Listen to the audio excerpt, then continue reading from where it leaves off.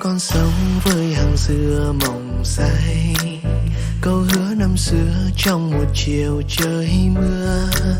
Em nói em thương anh nhiều, thương em anh tin rất nhiều, nhưng để không như giấc mơ đẹp em rời xa chốn đây.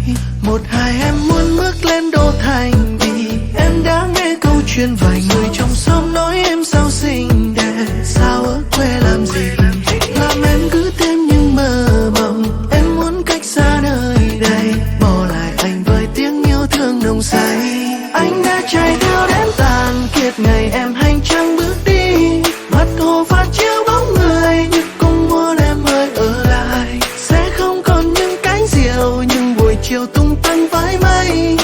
Gió kêu gào em ơi xin hãy quay về, ai cũng phải có khát vọng trong cuộc sống này phải không em?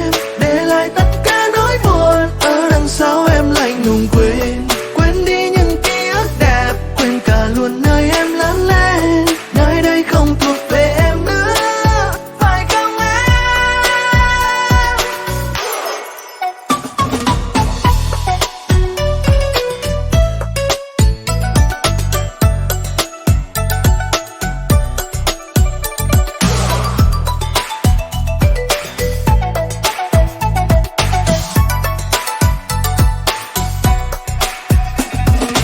Thấm thoát đã 3 năm, đi đâu mà xa xa. Tin em về thăm quê ra mắt ai với mẹ cha em.